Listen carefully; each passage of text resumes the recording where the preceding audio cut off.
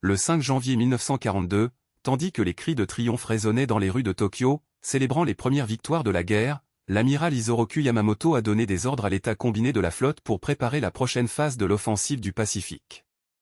Des analyses de rapports sur les Philippines, la Malaisie et d'autres territoires du Sud ont clairement indiqué, en quelques mois, les forces japonaises domineraient toute l'Asie de l'Est et les régions attaquées en décembre.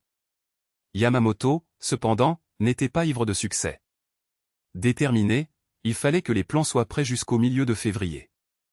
La vitesse à laquelle le Japon avait remporté le Pacifique occidental avait même surpris les stratèges de Tokyo, mais aussi la foudre indifférent féroce dans le commandement impérial élevé.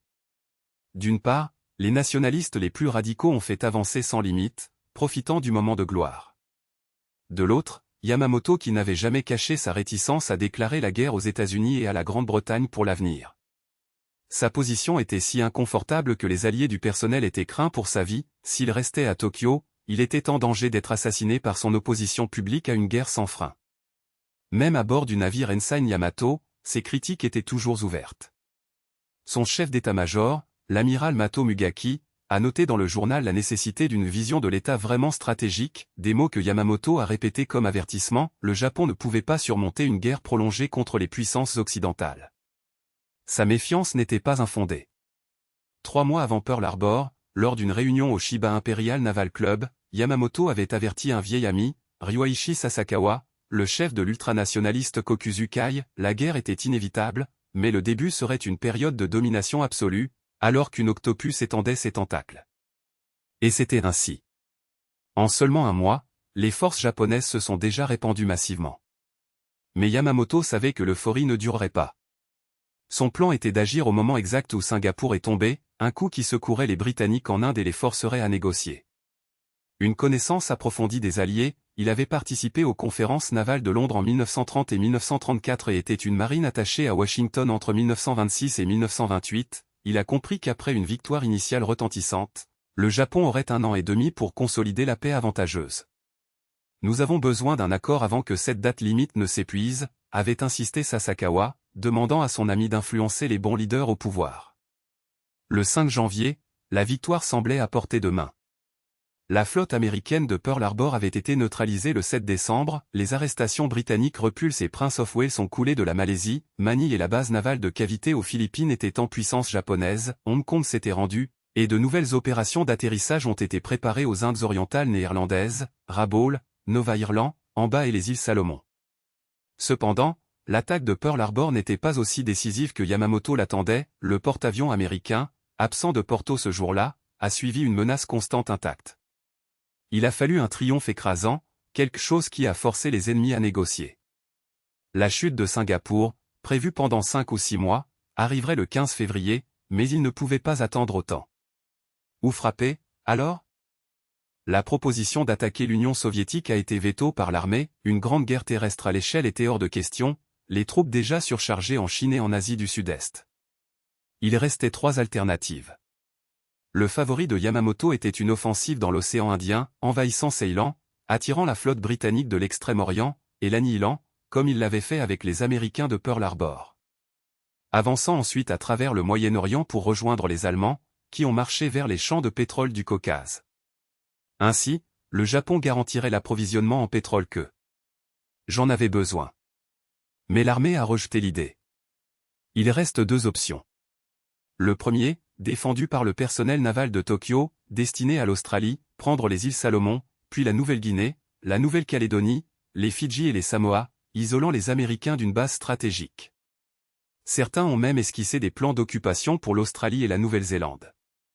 Yamamoto, cependant, a exclu l'idée, cela prendrait trop de temps et n'aurait pas suffisamment d'impact pour freiner les États-Unis. Il connaissait bien l'esprit de vengeance que l'attaque de Pearl Harbor avait réveillé dans un peuple qui, jusque-là, les Japonais sous-estimaient faible et désorganisé. Même la conquête de Singapour n'arrêterait pas les Américains. Votre solution en était une autre. En janvier, il a ordonné l'élaboration d'un plan audacieux. 2 mois plus tard, les policiers ont amené à Tokyo le document connu sous le nom d'Opération Mi, un piège à mi-chemin, où la flotte américaine des avions serait détruite. À côté de lui, le plan encore plus audacieux, envahir le continent américain par l'Alaska, occupant Hawaï, si tout cela fonctionne, progresse sur la côte ouest. Midway et The Gale donneraient aux politiciens le levier nécessaire pour négocier la paix que Yamamoto voulait. À Tokyo, les amiraux ont discuté de manière fidèle au ministère de la Marine, mais à la fin, Yamamoto a prévalu. Ils ont même oublié le sens stratégique de la chute de Singapour en février et l'effondrement imminent de Bataan et des évaluations correcteurs qui auraient pu à elles seules servir leurs objectifs. La raison ?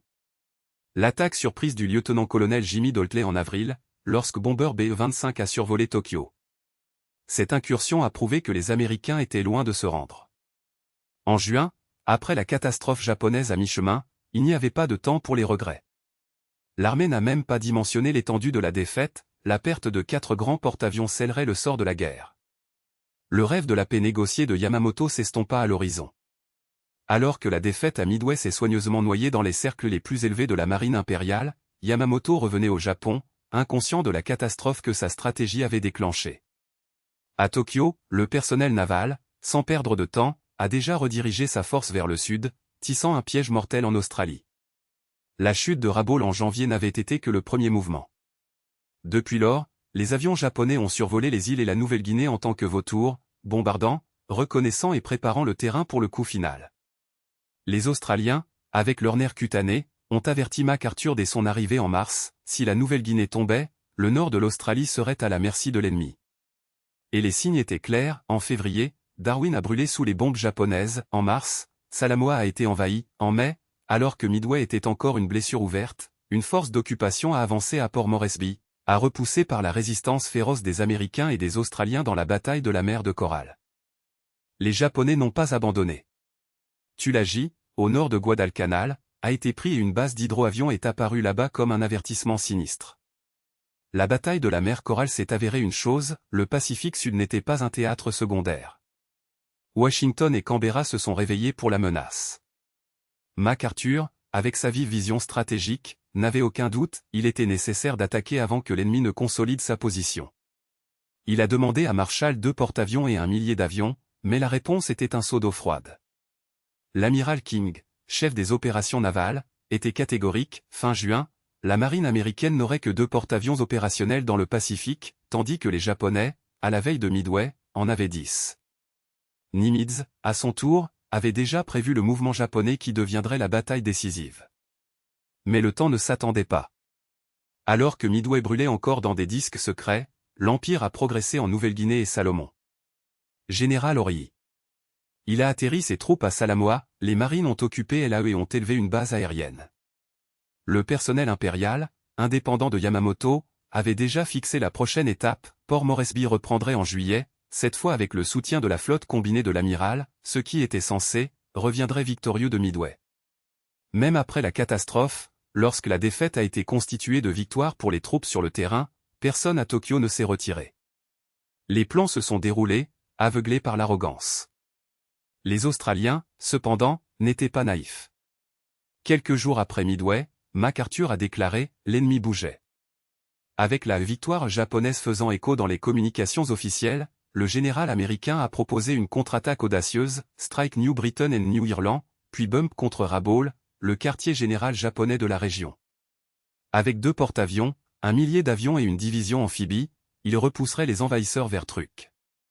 Marshall, séduit par l'idée, a apporté le plan à King le 12 juin, mais avec une augmentation, 3 porte-avions, une division marine et 3 divisions de l'armée. L'amiral a opposé son veto sur place. Ce n'était pas seulement une question de commandement, MacArthur avant les opérations l'irritait profondément, mais la logistique. Le porte-avions serait vulnérable aux attaques terrestres, et la protection serait insuffisante. L'ironie ? Ces mêmes problèmes entraient la marine des mois plus tard à Guadalcanal. King avait son propre plan, une avance des nouveaux austères sous le commandement naval. MacArthur a résisté à l'idée de voir ses troupes subordonnées à la marine, mais personne ne pouvait ignorer le danger imminent. Si les Japonais se rendaient en Nouvelle-Guinée, l'Australie serait disponible pour leurs canons. Le dilemme des têtes conjointes était simple, qui mènerait le contre-actif ? La solution était une affaire fragile. La première phase, les îles de Santa Cruz, les Tulagi et les positions adjacentes, ferait King. Guadalcanal à ce moment-là, c'était juste un point sombre sur la carte, sans valeur stratégique apparente. Il ne méritait même pas de nom dans les plans JCS. MacArthur hériterait des miettes, après le nettoyage initial, ce serait à lui de purger les Japonais du reste des Salomon, du Rabaul et de la Nouvelle-Guinée. King a obtenu le meilleur parce que son plan était réaliste. Alors que MacArthur rêvait d'une grande offensive, l'amiral avait déjà établi une ligne de défense du Pacifique pour protéger l'Australie, et avait besoin de moins de ressources. Les troupes formées en Nouvelle-Calédonie, les escouades de l'USAAF, convaincus par King, ont été envoyées dans la région. Les Samoa et le Saint-Esprit ont été renforcés, une base des Tonga était sur les plans. Le contre-amiral Wilson Brown, dont l'hésitation dans Wake avait agacé King, a été retiré de la voie et envoyé à un nouveau commandement de formation amphibie à San Diego à euphémisme pour l'exil stratégique. Là, lui et le général Holland Smith des Marines devraient inventer des tactiques pour une guerre que personne n'a encore dominée. Le chef de la planification de King, contre-mireur Richmond Turner, il était clair, premièrement, tenant la ligne dans le Pacifique Sud pendant que les forces amphibies se préparaient. Puis une offensive combinée, et, l'Australie et la Nouvelle-Zélande, à travers le Salomon jusqu'à l'archipel de Bismarck et les îles Admirales. La troisième phase serait les Carolines et les Marshall. Le quatrième, le siège des Indes orientales néerlandaises ou des Philippines. King a approuvé sans clignoter, c'était exactement ce qu'il imaginait déjà. Pour diriger l'opération, il a choisi le vice-vierge Robert Gormley, puis naval observé à Londres. Turner serait le commandant des forces amphibies. Tout cela a été décidé avant même que l'attaque japonaise de Port Moresby ait eu l'agi. Gormley a quitté Washington le 1er mai. Il faudrait le commandement du Pacifique Sud le 19 juin, mais devrait d'abord se présenter à Nimitz à Pearl Harbor, direct supérieur SEU.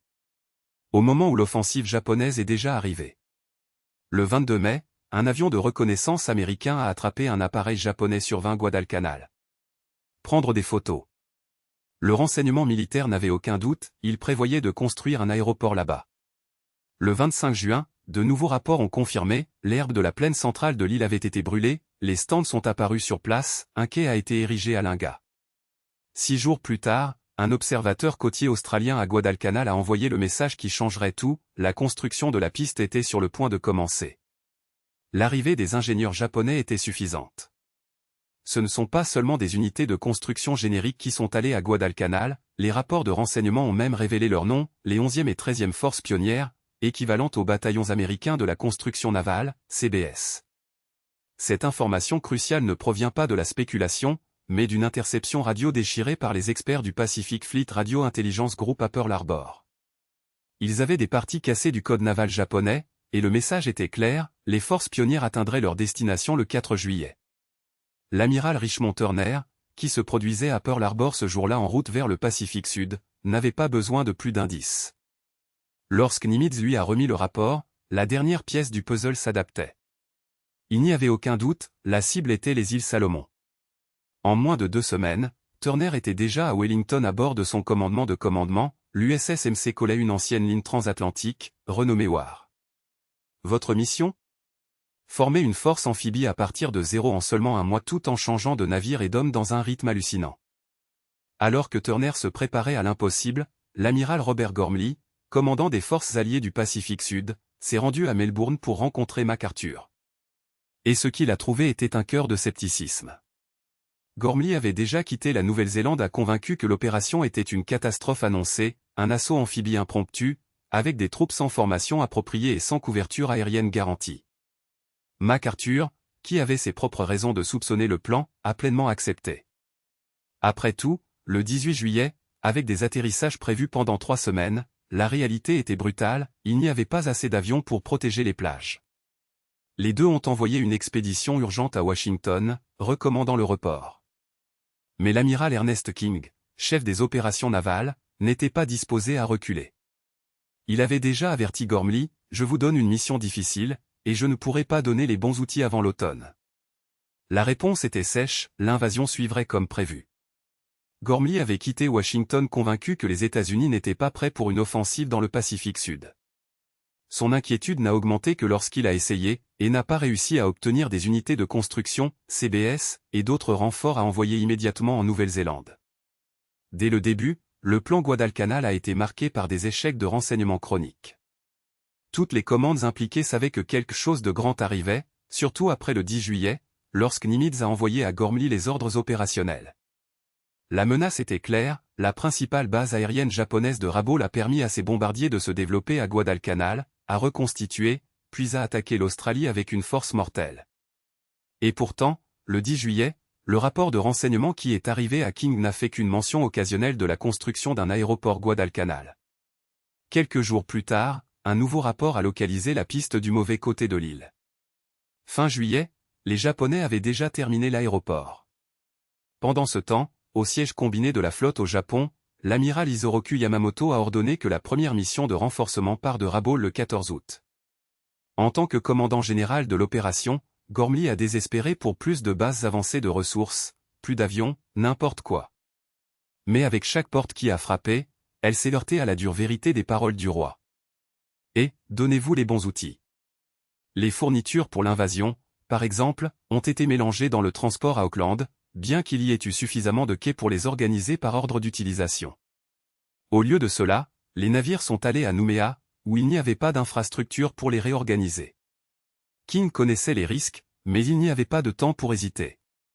Il savait, mieux que quiconque, que l'arrêt des Japonais avant d'atteindre l'Australie était une question de survie. Le calendrier était défini. Jusqu'à la fin de juillet, la course contre le temps avait commencé, 177 000 marines navales se sont lancées dans des navires Guadalcanal de Californie, de Pearl Harbor, de Nouméa et de Samoa. Gormley était trop dépassé d'appeler une rencontre avec ses commandants. Mais le 28 juillet, l'amiral Frank Jack Fletcher, l'homme responsable de la protection tactique de l'invasion, a appelé les dirigeants des unités pour une réunion à bord de son navire Almirant, le porte-avions. Pour la première fois, les commandants opérationnels se sont rassemblés pour discuter du plan. Et ce qu'ils ont entendu n'était pas encourageant. Fletcher a ouvert la réunion avec une annonce froide, il protégerait les débarquements pendant seulement 2 jours. Il a insisté et l'équipe de Gormley a convenu que le porte-avions ne pouvait pas être risqué. L'amiral avait peur. Pour lui, toute l'opération était folle, précipitée et condamnée à l'échec. Turner, qui avait une vision stratégique plus large que tout autre dans cette cabine, a grondé le supérieur. Il ne sert à rien de le faire valoir, a-t-il coupé. La décision a été prise.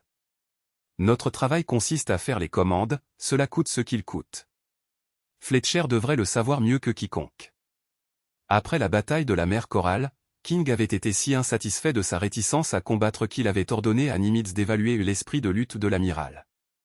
Nimitz, homme compatissant, avait donné à Fletcher une conférence de motivation. Et lorsque la victoire à mi-chemin est arrivée, Fletcher, qui avait été en charge, avait laissé la critique indemne. Mais maintenant, à la veille de la première offensive de guerre américaine, annoncer qu'elle abandonnerait les troupes dans les 48 heures était un présage sombre. La répétition de l'invasion a eu lieu les 28 et 30 juillet, sur l'île de Koro, près des Fidji. Le résultat ? Un fiasco. Seulement un tiers des troupes désignées ont réussi à atteindre la plage, et quand elles l'ont fait, elles ne savaient pas quoi faire. Le général Alexander Van Grift, commandant des marines, a classé la simulation comme « une catastrophe complète ». Mais il n'y avait pas de temps pour les ajustements. Le 31 juillet, les marines étaient déjà de retour au transport, vers le Guadalcanal. Dans l'après-midi du 6 août, tandis que le groupe de travail à 75 tirs a approché le Salomon, Fletcher a brisé la formation avec son porte-avions. Il tiendrait la promesse de couvrir les débarquements avec ses avions, mais prendrait les navires le plus possible du danger. Si le renseignement américain avait échoué en sous-estimant la construction de l'aéroport japonais, le renseignement japonais était encore pire, tandis que la flotte d'invasion se concentrait sur le Pacifique Sud, Tokyo n'avait aucune idée de l'attaque imminente. En juillet 1942, l'armée impériale japonaise était obsédée par la conquête de la Nouvelle-Guinée, un tremplin pour ses opérations contre l'Australie et la Nouvelle-Zélande.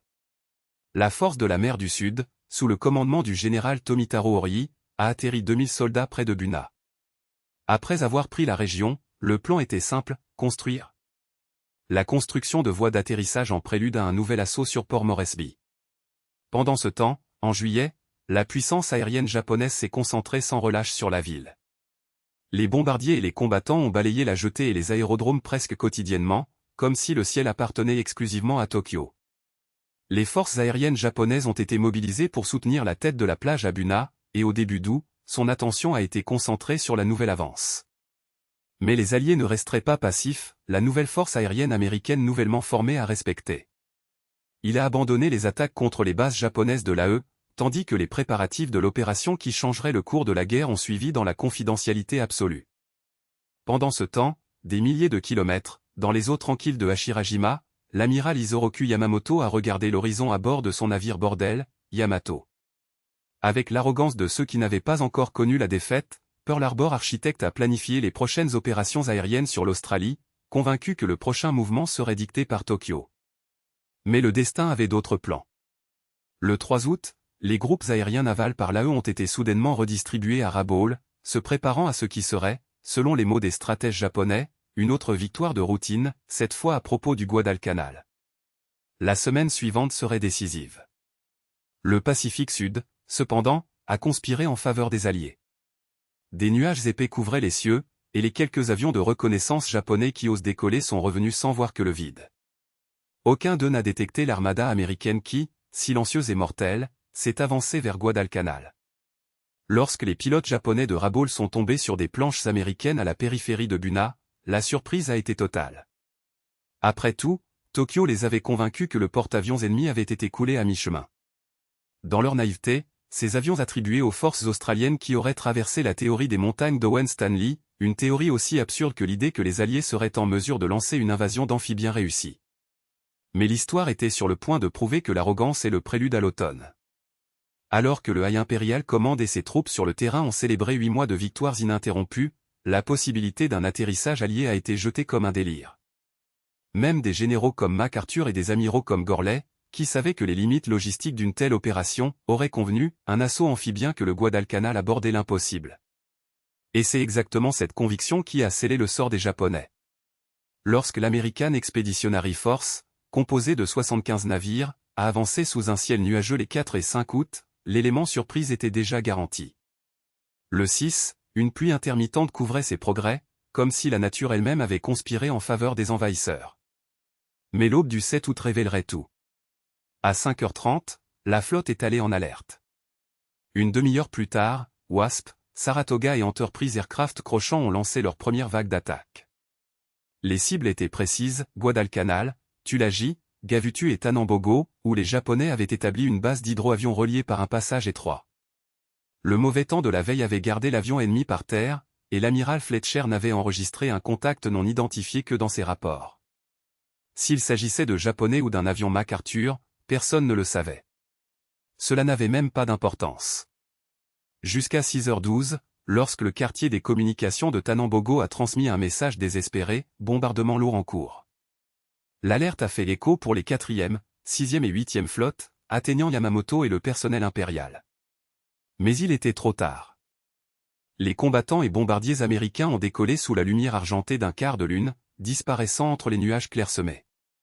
8 combattants d'entreprise, dirigés par le lieutenant L.H. Bovey, se sont dirigés vers Guadalcanal avec l'ordre de détruire des avions, des speedboats pétés, des installations de troupes et des dépôts d'approvisionnement.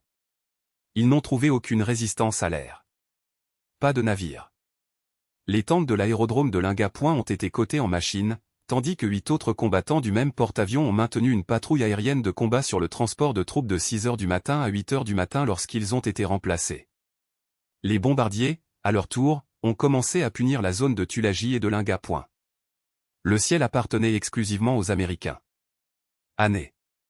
Pendant ce temps, l'avion d'autres porte-avions a réduit la base de Hydroaviao à Gavutu en décombres.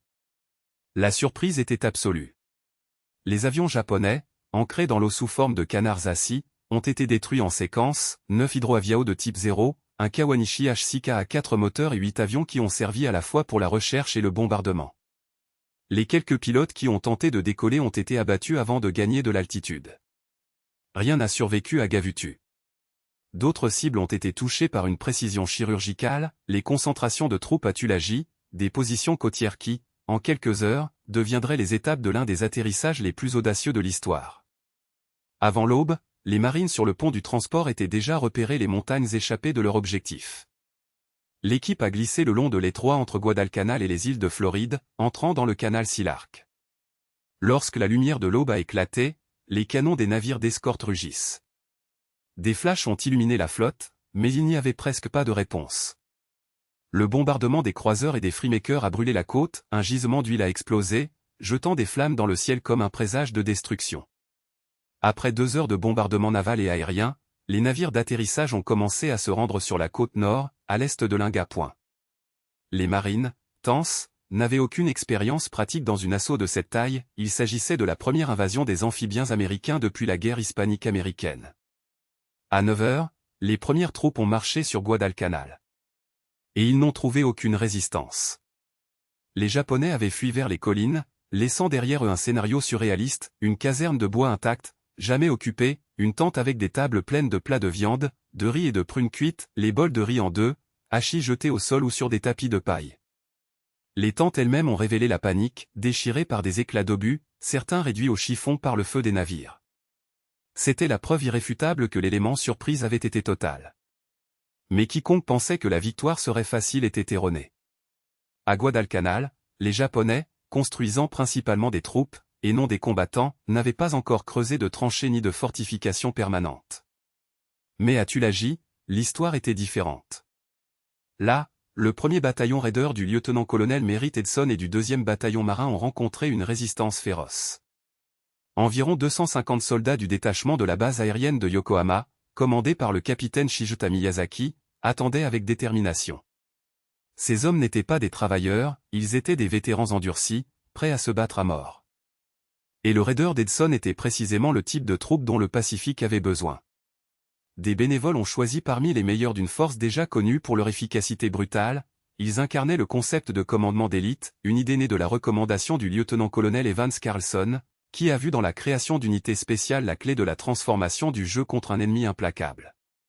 L'expérience de Carlson n'était pas simplement théorique. Il avait servi pendant des mois aux côtés de la 8e armée de la route de la Chine communiste, témoin de première main la guerre des guérilleros contre les Japonais dans le nord de la Chine, un conflit où la ténacité et l'adaptabilité décident de la survie. Le raider d'Edson, à son tour, avait été forgé en mois de formation spartiate dans des conditions qui briseraient les hommes ordinaires. Lorsqu'ils ont atterri à Guadalcanal, ils ont déjà porté une réputation qui a précédé les rumeurs, celle d'une force mortelle, formée pour opérer où d'autres échoueraient. Mais Tulagi prouverait qu'aucune réputation, aussi effrayante, garantisait une victoire facile. Cette invasion marquerait la première confrontation directe entre les troupes américaines de l'élite et les vétérans depuis le début de la guerre en décembre. Et les Japonais n'étaient pas un adversaire. Sa marche dévastatrice pour les Philippines, la Malaisie et les Indes. Les Orientaux avaient laissé aux Alliés une série de défaites humiliantes, alimentant le mythe soigneusement entretenu par Tokyo selon lequel l'Empire du Soleil Levant était invincible. Tulagi n'était donc pas une simple bataille parmi d'autres. C'était l'épreuve ultime, le moment où la légende japonaise allait se heurter à la détermination américaine. À 8h15, les Edson S Raiders mettent le pied sur la plage nord-ouest de l'île. Dans les premiers instants, la résistance paraît presque négligeable, quelques avant-postes, des tirs épars. La jungle dense, un réseau d'arbres bas, de vignes et de bougainvilliers avec leurs feuilles séduisantes et leurs épines perfides semblait être le véritable ennemi. Un seul homme est tombé, victime d'un tireur isolé, alors que les marines avançaient. Le plan d'Edson était clair, prendre la crête qui traversait l'île comme une cicatrice, dominer ses hauteurs et, de là, balayer les pentes vers le sud. Mais la nature, alliée des Japonais, a transformé chaque mètre en bataille.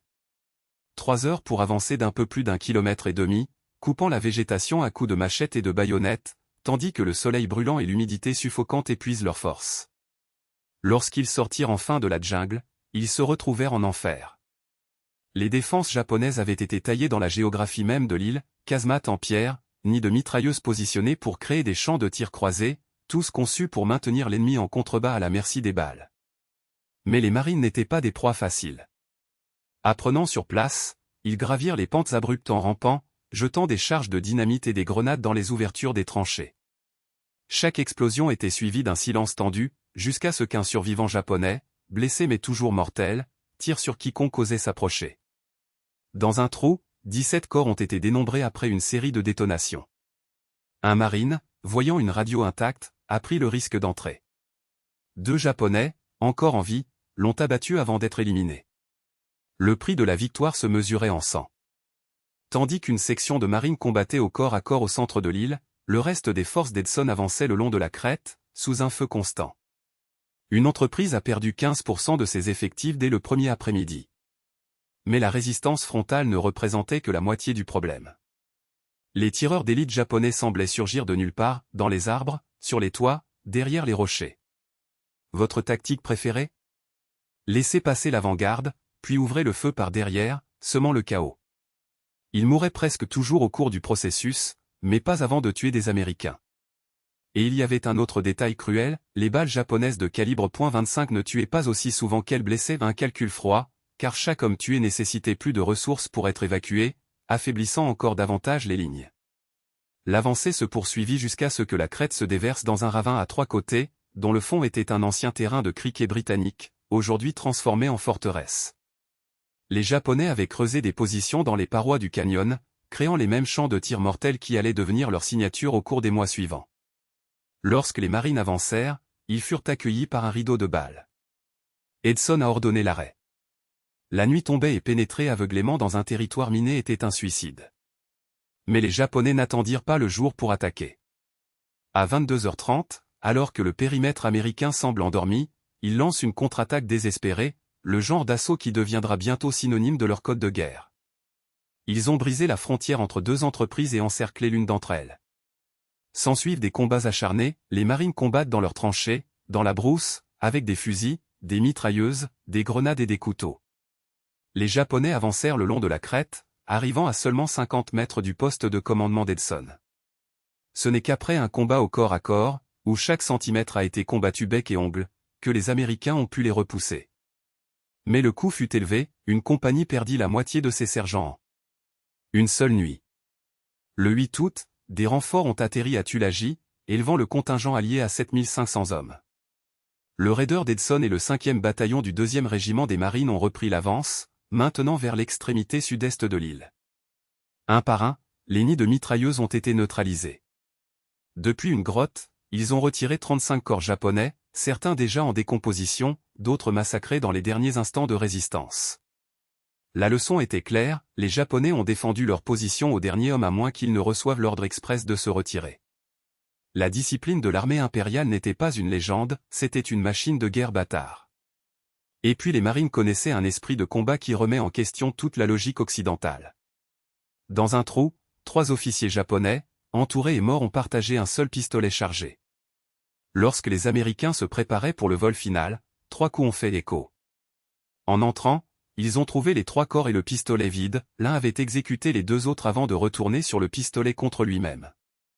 Au début, cette détermination suicidaire a choqué les marines. Comment comprendre les hommes qui, même blessés et désespérés, préfèrent la mort pour se rendre? Lorsque des Japonais ont fait semblant de se rendre, juste pour faire exploser des grenades ou attaquer avec des baïonnettes, les Américains ont appris la leçon la plus difficile, dans le Pacifique, la miséricorde était un luxe qui ne pouvait pas être donné. Tulagi a été déclaré sous contrôle le 2e jour, bien que l'île abritait toujours des tireurs d'élite japonais qui, pendant des jours, chassaient les marines dans l'ombre. Un exemple de cet entêtement a été vécu par le sergent Angus Goss. Lorsqu'il a avancé pour attaquer une grotte près du criquet, il est tombé sur des coups clairsemés de l'intérieur. Il s'approcha suffisamment pour lancer des grenades et ensuite les marines ont découvert que la bataille était loin d'être terminée. L'entraînement enseigné, tirer l'épingle, compter jusqu'à 6 et écouter l'explosion. Mais le sergent Angus Goss a constaté qu'en Tulagi, les règles ne valaient rien. En lançant la première grenade, le temps d'attente a été répondu avec le même artefact explosant devant vous. Il s'est jeté sur le sol alors que les éclats coupaient l'air où sa tête était une seconde auparavant. Dans la 2e tentative, le manuel a suivi, 1, 2, 3, mais avant les 4, la grenade revenait déjà vers les marines. Cette fois, il n'y avait pas de temps à baisser, la détonation l'a frappé fort, le jetant contre le mur de la grotte. La douleur a brûlé, mais c'est la fureur qui l'a consommé. C'est alors que Ghost a demandé la charge de démolition. Un sac rempli de dynamite, suffisant pour réduire un bâtiment de décombres. Il a poussé le paquet dans la grotte, déclenche le détonateur et a reculé, disant à ce dernier comme un homme qui sait que l'enfer est sur le point de répondre. Et répondu. Les Japonais, dans un acte de désespoir ou de défi, ont rendu la charge. L'explosion a déchiré l'air, jetant des éclats d'obus comme une lame. L'un d'eux a creusé dans la jambe de Goss, pas assez pour le renverser, mais assez pour transformer sa colère en quelque chose de primaire.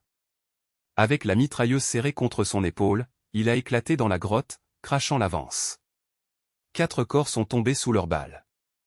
8 autres étaient déjà dispersés sur le sol, abattus dans un combat précédent.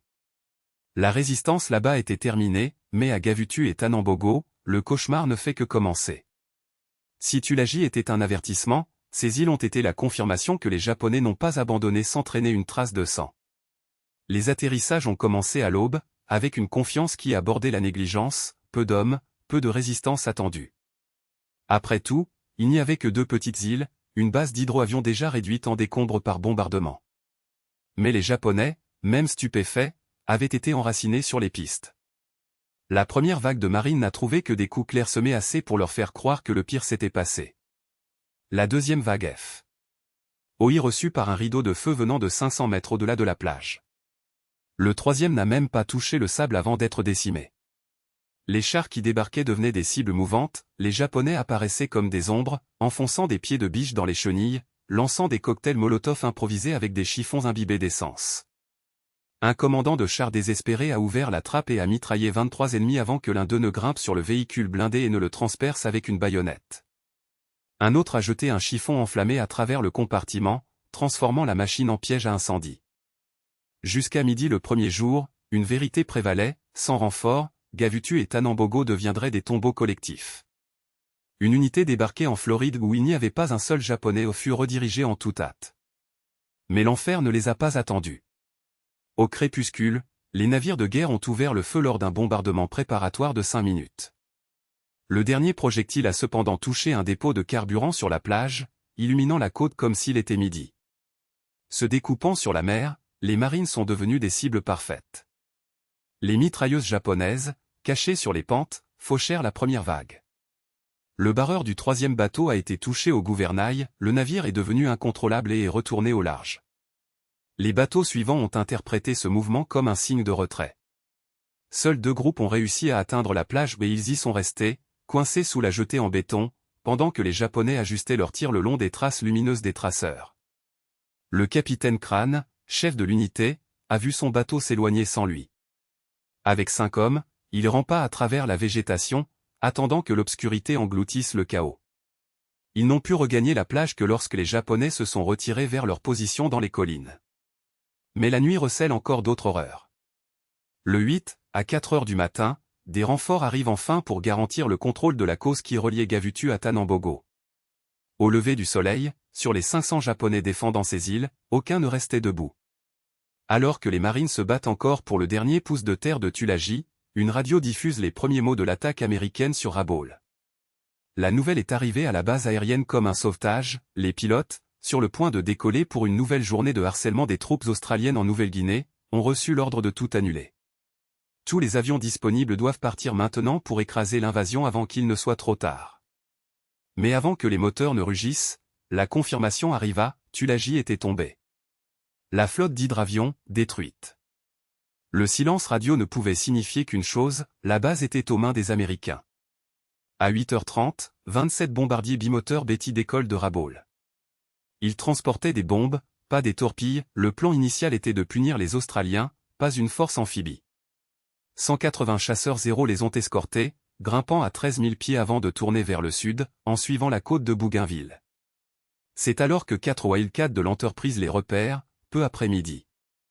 Volant à 18 000 pieds, les pilotes américains plongent au-dessus de la formation ennemie. Le lieutenant VPD a immédiatement abattu une Betty, 4 autres ont commencé à fumer, qualifiés de « probable ». Mais les héros n'ont pas tardé à réagir. Les Wildcats se sont retirés dans les nuages, comme ils l'avaient entraîné, mais non sans frais. Un chasseur américain a été abattu, l'avion de D est revenu vers la guêpe criblée de balles, une carcasse volante sur le point de s'effondrer. Pendant ce temps, le lieutenant G.E. Firbaugh dirigeait un autre escadron de 6 Wildcats lorsque les héros les interceptèrent près de Santa Isabel. 10 chasseurs japonais apparurent en formation serrée, attaquant 3 des Américains. Les 3 Wildcats ont pris feu. Les 3 autres chargèrent les bombardiers et le mitrailleur RND abattit une Betty, mais les héros revinrent en force, obéissant à la règle sacrée, ne perdez jamais de vue votre ailier. Ils ont attaqué depuis le flanc droit, fauchant Firbaugh, le pilote W.S. Stevenson Jr. et le mécanicien W.H. Gardien. Un observateur côtier a sauvé Firbaugh des eaux de Santa Isabel, un autre a envoyé un canoë pour aller chercher le directeur. Stevenson a disparu pour toujours. Dans l'autre porte-avions, l'histoire a été répétée dans des tons encore plus sombres.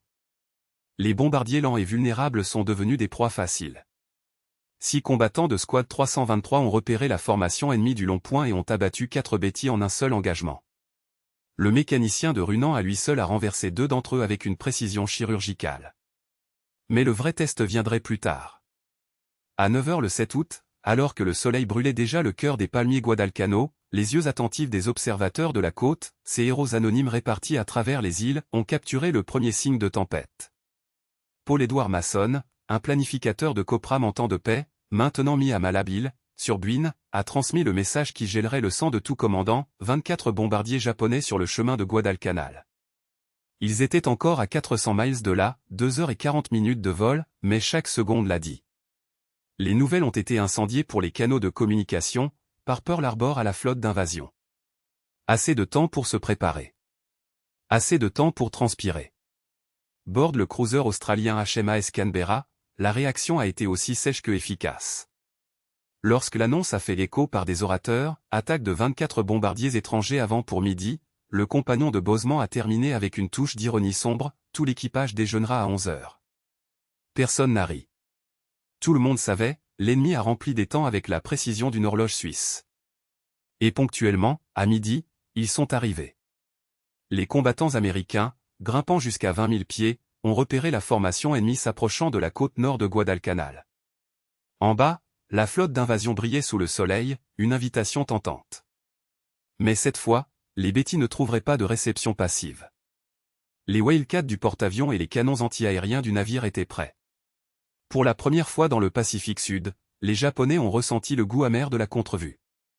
Sur les 24 bêtis qui ont traversé le ciel de Guadalcanal, un seul s'est échappé. Les autres ont fait feu des pluies métalliques, tombant sur la jungle ou la mer. Le seul dommage significatif a été un bombardier qui a frappé le Freemaker de Mugford, mais les héros, étaient une histoire distincte. Parmi les pilotes japonais sélectionnés pour cette mission à long terme se trouvait l'officier pilote Saboru Sabru, un A avec plus de 60 victoires, un homme qui a volé comme si le paradis était son royaume personnel. Mais cette fois, les Américains n'ont pas joué pour ces règles. Les Wildcat F-4F du porte-avions ont ignoré les combattants d'escorte et sont allés directement aux bombardiers, forçant les héros à choisir, protéger la proie ou attaquer les prédateurs. Sakai, perplexe, a vu des pilotes américains plonger dans la formation, lancés, s'ils ont été dispersés dans des manœuvres évasives chaotiques. Ce n'était pas la lâcheté. C'était tactique. Les instructeurs de l'intelligence américaine avaient bien enseigné, 0 était supérieur en courbe, en montée et en vitesse, mais pas sur le feu concentré. Et les Wildcats, bien que moins agiles, ont enduré beaucoup plus de punitions. Dans un duel de master, Sakai a massacré un F-4F et un SBD sans Dauntless, ce dernier avait osé à lui seul faire face à 4-0 avant de tomber. D'autres pilotes japonais ont ajouté plus de décès à la facture, mais ont payé un prix, un 0 a été perdu, et Sakai lui-même lui a presque rejoint. En confondant un groupe de combattants SBDS, il a plongé directement dans le rideau de la mitrailleuse arrière. 4 tuyaux crachent du feu vers vous. Son 0 a été percé et lui, gravement blessé, a réussi à miracle l'épave à rabot avant de s'évanouir dans les commandes. Les Japonais avaient toujours l'avantage de Scratch, une machine mortelle entre les bonnes mains, mais les Américains apprenaient rapidement. Alors que les pilotes de Rabaul souffraient du loin. Excusant 1100 allers-retours, les Wildcats ont fonctionné avec les porte-avions à quelques kilomètres de la côte, incapables de décoller, de se battre et de atterrir sans l'usure d'heure au-dessus de l'océan. Pourtant, la supériorité numérique et technique des héros a fait de chaque combat une bataille de vie ou de mort.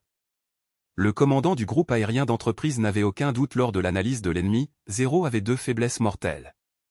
Premièrement, des armes limitées, seulement 2 mitrailleuses de 7,7 mm et 2 canons de 20 mm insuffisants pour un combat prolongé. Deuxièmement, et plus crucial, il ne pouvait pas prendre un coup.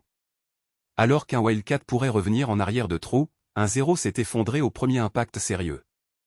L'ordre était clair, ils volent par paire. S'ils sont attaqués, ils effectuent le mouvement des ciseaux, viennent les uns contre les autres, concentrant le feu. N'essayez pas les combats de chiens. Survivent. Pendant ce temps, sur le sol, les marines ont dû faire face à une résistance japonaise beaucoup plus fiémée que prévu. À Tulagi, Gavutu et Tanambogo, chaque palmier a caché un tireur, chaque bâtiment était une forteresse. 90 victimes américaines plus tard, Tulagi a finalement été pris. Mais la guerre ne faisait que commencer. Alors que les marines avançaient presque sans résistance à Guadalcanal, l'illusion d'une victoire facile commençait à s'installer entre les troupes.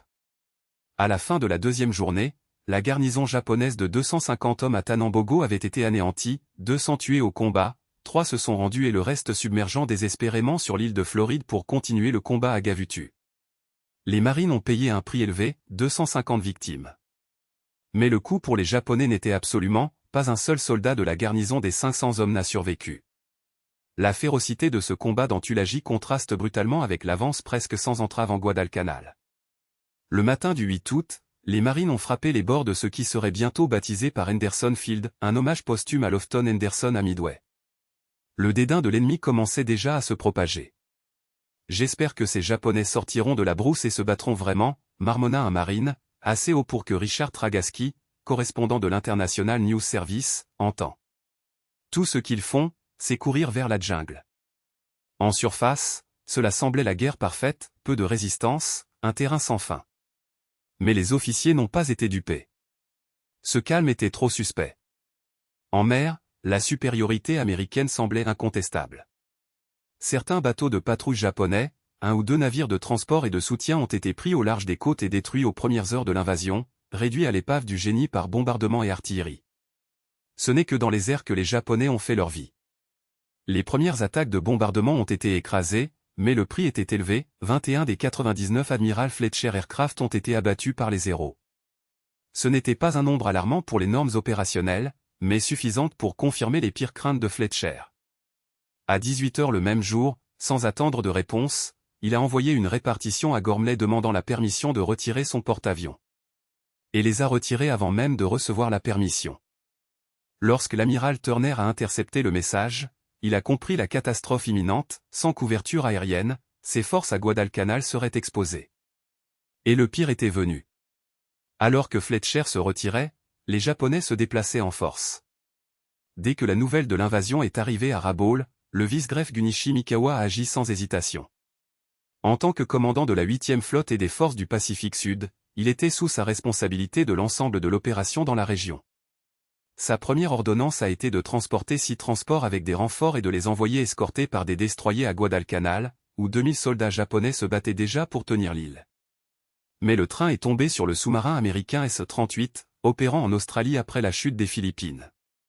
Le S-38 a coulé Meio Maru avec 342 hommes à bord. L'épave, ajoutée au rapport de l'immense flasie américaine, a convaincu Mikawa qu'essayer de renforcer le Guadalcanal à l'époque serait un suicide. Il a ordonné aux 5 autres transports de reculer. Mais le retrait des transports ne signifiait pas l'inaction. Au contraire. Mikawa avait déjà un plan beaucoup plus ambitieux. Et par un coup de destin, le temps a joué en sa faveur. Dans les premières heures du 7 août, tandis que la garnison de Tulagi a envoyé sa dernière demande de sauvetage, 5 croiseurs lourds ont quitté Cavien dans le nord de l'Irlande. 3 sont allés dans le nord-est, se dirigeant vers l'île de Manus. Dans l'archipel d'Almirantanta, 2 étaient la destination de Rabaul. Mikawa n'a pas perdu de temps, il a ordonné aux 5 croiseurs d'accélérer Rabaul. Peu après midi, Sky, accompagné d'un destroyer, ancrait dans la baie de Simpson. Les 4 autres croiseurs attendaient la chaîne Saorore, entre Nova Irland et Nova Britannie, jusqu'à ce que Sky revienne. Lorsque le navire est revenu en fin d'après-midi, il a amené Mikawa lui-même à bord, et avec lui, les cruisers légers et Hibari. Maintenant, la force japonaise s'est avancée vers le Guadalcanal avec 5 lourds croiseurs légers et un destroyer. Mikawa savait que les Américains avaient un porte-avions dans la région et il n'en avait pas. Mais il avait un avantage décisif, la nuit. La réduction de la vitesse pourrait retarder son arrivée jusqu'à minuit le 8 août, surprenant les Américains lors d'une attaque nocturne. Les Japonais ont dominé la guerre navale nocturne, les Américains, non. Alors que les pilotes américains pouvaient à peine opérer dans l'obscurité, les Japonais se sont entraînés pendant des années. Mikawa n'avait aucun doute, si elle pouvait s'approcher sans être détectée, l'effet serait dévastateur. Et les chances que cela se produise étaient élevées. Très haut. Parce que l'American Air Intelligence System a été un désastre. Les recherches dépendaient des rapports des avions BE-17 de l'armée, sous le commandement de MacArthur, la marine et les sous-marins pyro-avions. Les observateurs de la côte, observateurs alliés répartis à travers les îles, n'étaient utiles que dans des cas exceptionnels. Le matin du 8 août, le BE-17 a repéré les croiseurs de Mikawa descendant à Rabaul. La même nuit, le S-38 les a localisés en quittant le canal Saurore et transmis le contact à Brisbane. Mais personne n'a donné la bonne importance. Rabaul était une base navale japonaise animée, les navires entrant et partant étaient routinières. Personne n'imaginait que cette force était en route vers Guadalcanal. L'amiral Gormley, responsable de la coordination de tous les éléments de l'attaque, dépendait de sources fragmentées. Le BE-17 de MacArthur devrait patrouiller les îles Bismarck, en particulier Rabaul. Le PBY de l'amiral McCain a regardé les approches du nord, y compris truquer les îles Marshall. Les avions de porte-avions Fletcher, qui devraient effectuer des recherches à courte portée, n'ont pas quitté le pont. Fletcher a été paralysé pour ses propres doutes. Pendant ce temps, Turner a regardé les cartes et a vu ce que les Japonais savaient déjà, il y avait un itinéraire parfait pour Guadalcanal, un couloir de mer qui serpent vers la côte ouest de Bougainville, descendant entre les îles Shortland et Vella La Vella, à travers Colombangara, entre Nova Georgia et Santa Isabel, et enfin entre l'île de Floride et la côte nord de Guadalcan. De cette façon, serait bientôt nommé la fente. Et bientôt, il deviendrait le scénario de certains des pires cauchemars de la marine américaine. Le matin du 8 août, 4 PBY devraient décoller de Nandi sur une patrouille triangulaire de 700 000, avec le sommet des îles Fidji. Ils voleraient presque directement vers l'ouest, vers ce que personne ne savait encore comment être un piège mortel.